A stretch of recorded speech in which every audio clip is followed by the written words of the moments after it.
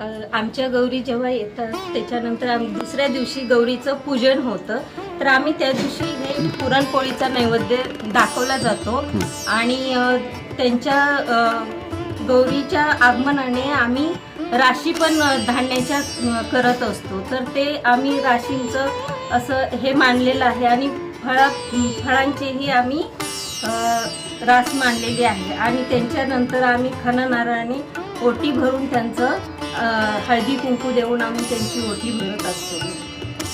आणि पारंपरिक पद्धतीने आम्ही एक गौरीची थीम बनवलेली आहे, तो आहे पाटा वरवंट्यावरती 3 शेंगदाणे आणि काही मसाला आपण पाटा वरवंट्याच्या